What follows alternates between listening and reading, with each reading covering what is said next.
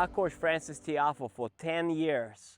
We did angles for about 3-4 years, almost every day. Then for 2 years, we did weapons. Then another 2 years, we served. We served every single day at 7 in the morning. I picked him up early. We went to the tennis court. Before everybody got there at 8, we were already serving for an hour. So we're going to show you a serve drill that we did with Francis. That's the one I talked about earlier that we did at 7 a.m. We pretty much did this every day. So what we did is we serve down the tee between two targets. The most important is hit the ball hard, fast.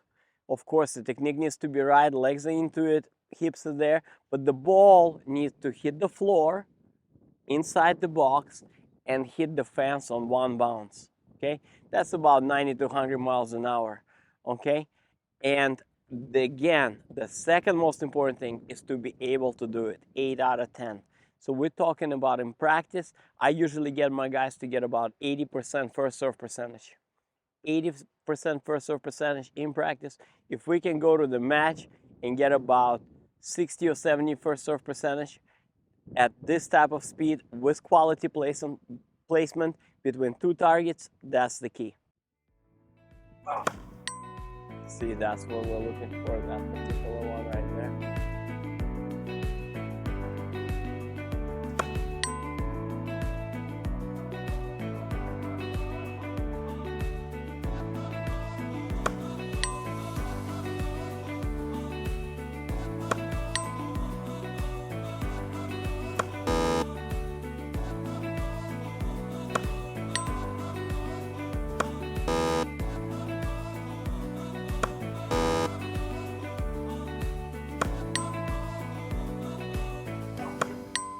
So that's 7-10, so it's okay.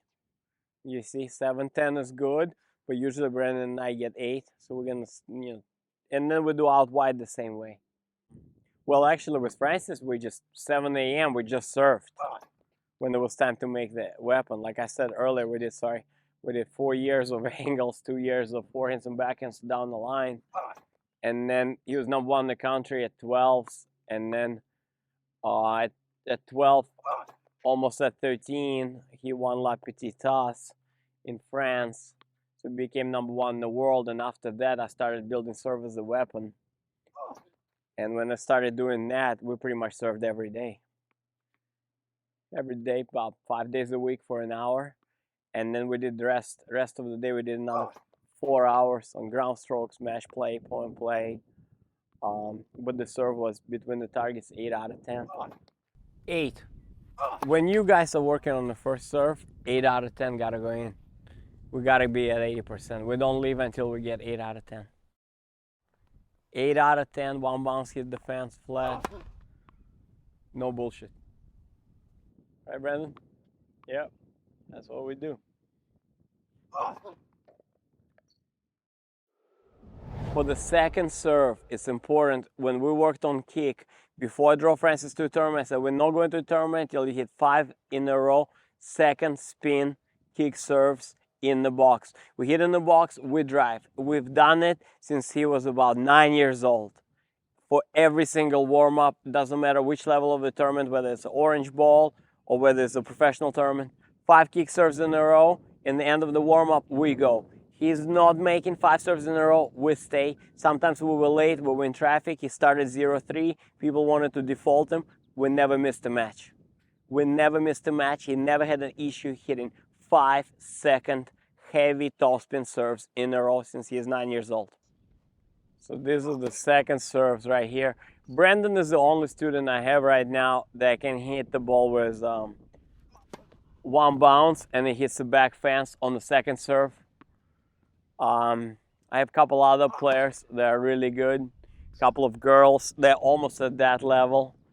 But it's important that the ball hits the fence, see, like that, on one bounce. And the key is to put 5 topspin serves in a row in that particular box. The reason why the box is set up that way is because we're working to hit the ball body or backhand. Body, second serve kick into the body or backhand. Of course, if the person is lefty, you adjust. Mr. Francis Tiafoe, he did not have entry fee or anything like that. So I paid the entry fee, and I had a car, and I put gas in that car. I said, I'm not driving you to a tournament unless you hit 5 serves in a row. And that was every single warm-up before every single match. Sometimes it took us 10 minutes, sometimes it took us half an hour. And again, we're training 7 days a week, 5 hours a day. Second serves were so consistent and so heavy that the guy never double faulted. The guy made balls just like Brandon is showing you right now. And then after that, you can start taking chances and hitting bigger serves. That was essential. Of course, there's a slice out there to mix it up. But this is fundamentals. This is your bread and butter, guys. The serve is very important as a weapon, so you're able to hold the serve.